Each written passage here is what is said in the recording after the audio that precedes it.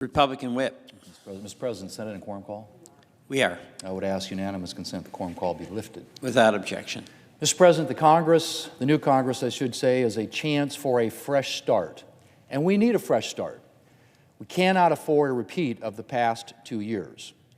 Despite the fact that Democrats controlled Congress by the slimmest of margins in the last Congress, Democrats acted as if they had a mandate for radical far-left change.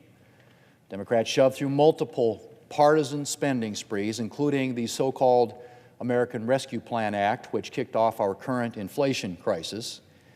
And what they got through was mild compared to what they wanted to push through, from a federal takeover of elections to some of the most extreme abortion legislation in the world.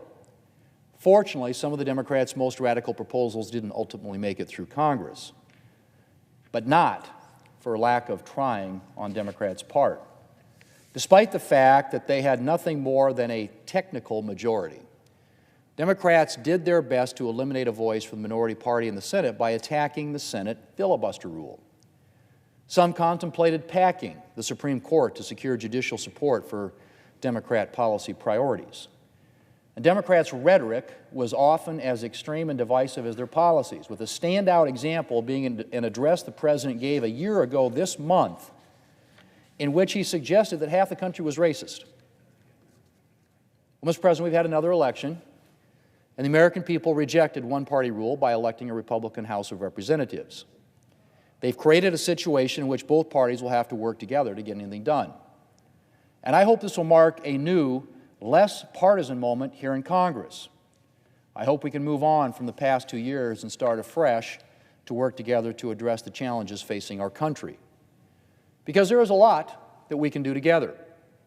Despite the partisanship of the Democrat agenda over the last 2 years, there were still moments that reminded us that there are many areas where we can agree or are close enough to work together. I introduced a number of bipartisan bills in the last Congress, and I'm looking forward to working with colleagues of both parties on a number of issues in the new Congress.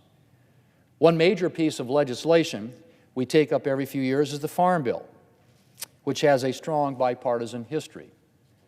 During my time in the Senate, I've introduced Farm Bill legislation with both Democrat and Republican colleagues, and I think that working together, we can produce a bill this year that will meet the needs of our nation's farmers and ranchers and strengthen U.S. agricultural production. Another obvious area for bipartisan cooperation is the Federal Aviation Administration reauthorization that is coming due this year, and none too soon, as recent air travel fiascos have made clear. Our last FAA reauthorization bill was a strongly bipartisan piece of legislation, and this year's bill should be the same. Another area where I think there's a lot of room for bipartisan cooperation is promoting transparency and accountability in big tech. President Biden recently published an op-ed in the Wall Street Journal calling for, among other things, Section 230 reform. I already have bipartisan legislation with Senator Schatz to reform Section 230 and increase transparency and due process for users around content moderation actions taken by big tech platforms. And I will work to advance that legislation in this Congress. I also think there's a lot we can do on a bipartisan basis to advance trade agreements to expand markets for American products and services around the world. The Biden administration has been slow to take action on trade, and I think there is a real interest from members of Congress of both parties to accelerate our trade efforts and create new market access opportunities for American workers and producers. I also like to think we can agree on the need to conduct serious oversight of government spending to ensure that taxpayer dollars are being used efficiently and effectively. Democrats forced through trillions of dollars in new spending during the last Congress, and conducting oversight of how that money is being spent is nothing less than our responsibility as members of Congress.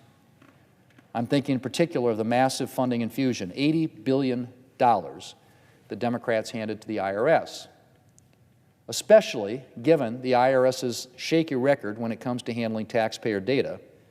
I would hope we can agree that rigorous oversight of the IRS is required.